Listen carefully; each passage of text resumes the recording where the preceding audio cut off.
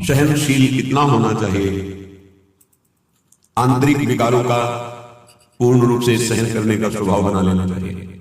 आंतरिक विकार काम वेदना, क्रोध की जलन, लोभ की प्रवृत्ति, मोह की ममता, अहंकार का मद, किसी भी वस्तु व्यक्ति स्थान को लेकर, और मात्सर्यता, किसी की उन्नति देखकर अंदर ईर्ष्या होना, इनको सह जाए। ऐसा नहीं कि उपासक के हृदय में स्फुरित ही नहीं होते, ये तो सिद्धों के हृदय में स्फुरित नहीं होते, लेकिन साधक के हृदय में स्फुरित होते हैं, पर वो इनको सहता है, इनके अनुसार कोई चेष्टा नहीं करता।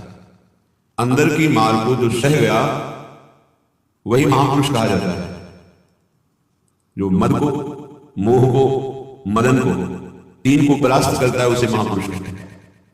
कोई अहंकार नहीं, कोई भी काम कामना वासना नहीं, किसी से कोई मोह ममता नहीं, सब में अपने भगवान का स्वरूप देखकर सब जीवन सुख दी।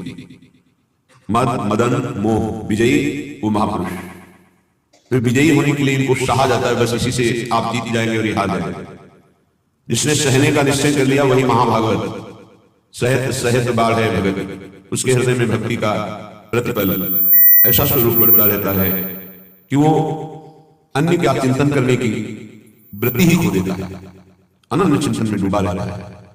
बाहरी कोई गाली दे, मारे, तिरस्कार करके निकाल दे, सह जाओ, सह जाओ, तुम पवित्र हो जाओगे, तुम महान बन जाओगे। ये संसारी पुरुष शिष्य नहीं समझ पाएंगे कि हम है, कैसे सह जाऊं। वो हमको ऐसा बोलेगा हम सह जाएंगे, फिर वो और बोलेगा नहीं, बोलने लायक नहीं रहेगा, आप सह जाओ। ये आपका सहनशीलता का प्रभाव ही उसको परास्त कर देगा। सबसे बड़ा बल क्षमा, और वही क्षमा उसका परिवर्तन कर देगी। नहीं परिवर्तन करने लायक है, दंड देने लायक है, तो उसका पतन भी हो जाएगा, बहुत बुरी तरह से नष्ट हो जाएगा। उमा क्षमा सापो त्रिधारी, दोनों तरह की मार सह जाए वही महात्मा, चाहे गृहस्थ हो या विरक्त हो। तितिक्षा पहला लक्षण है भगवत प्राप्ति के उपासक का, सहन करना। इसे अंदर बैठा लिए, ना तो किसी से कहना है, ना किसी से सहयोग लेना है, चाहे बाहरी आक्रमण हो चाहे आंतरिक।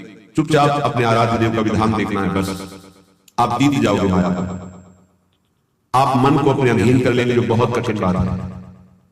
श्रीपाद प्रबोधानंद जी महाराज करुणा करके कह रहे हैं, अय उपासक, चांडाल स्वखरादिवद् जना कुर्वन्ति सर्वे तिरस्कारम दुर्विषहं च तेन नहि मे खेदस्तनीयानपि देवादिव्ये मे च भूतदिवः प्राणाश्च दद्युर्महा स्नेहात् पुष्टमतो न मे गुरुदृशो श्रीवृंदावनीये रसे। ऐ मित्र, ऐ सखे, मेरी बात मान ले। नीच पुरुष के द्वारा किए हुए अपमान को मुस्कुरा के सह जाता है, वो प्रिया प्रीतम के प्रेम को सहने की योग्यता प्राप्त कर लेता है। ये शर्त है।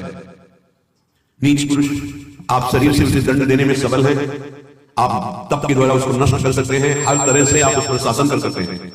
ऐसे होते हुए भी आप किसी भी तरह का उसके लिए कोई दंड विधान नहीं करते, और वो आपको गाली दे रहा है। हो सकता है वो आपके शरीर को भी चोट पहुंचा दे, आप मुस्कुरा के चल दिए तो आपको वो वस्तु मिलेगी जो बड़ी बड़ी साधना से मिलेगी। ये रहस्य है।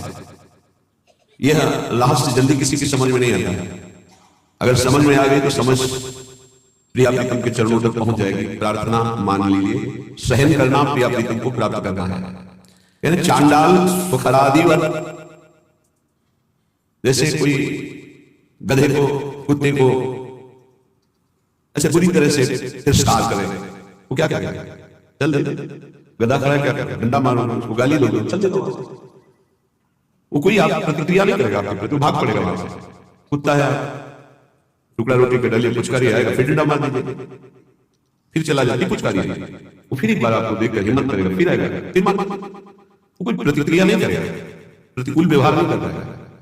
ऐसे एक बार परमहंस श्री स्वामी ओंकारानंद सरस्वती जी महाराज उनके चरणों में बैठे हुए थे, तो उन्होंने कहा, बच्चा, साधु को इतना सहनशील होना चाहिए जैसे कुत्ते का।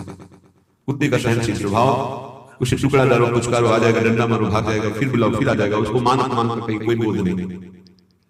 ऐसे ही कई बार साधु का अपमान, फिर आओ अच्छा ले लो रोटी, फिर गाली दे, फिर भगा देते, आओ अच्छा ले लो, उसको कभी बुरा नहीं लगना चाहिए और आखिरी बात तक फिर हाथ फैलाना। ये बड़ी बात जो महापुरुषों में पाई गई, ये बड़ी बात पाई गई। मान अपमान का किंचित मात्र भी कोई प्रभाव नहीं, श्वान की तरह जैसे उसको मान अपमान का कोई, तब वो त्रिभुवन पूज्य ब्रह्मा के द्वारा भी नमस्कार योग्य हो जाता है। ऐसे महापुरुषों के पीछे भगवान बोलते हैं कि इनकी चरण रज हमारे ऊपर पड़ जाए। स्वयं भगवान मैं ऐसे भक्तों के पीछे डूबता हूं। निर्वेक्षम मुनिम शांतम निर्वैरम शम दर्शनम अनुप्रदाम्यहम नित्यम कुएत्यं निर्मुक्ति। हे बहुत बढ़िया हो, सह जाओ। जब कर्म भोग आता है तो किसको गाली दोगे? सहते हो ना, तो एक कर्म भोग मानकर सह जाओ। अंदर विकार आवे तो सह जाओ, बाहर कोई अपमान करे गाली दे तो सह जाओ।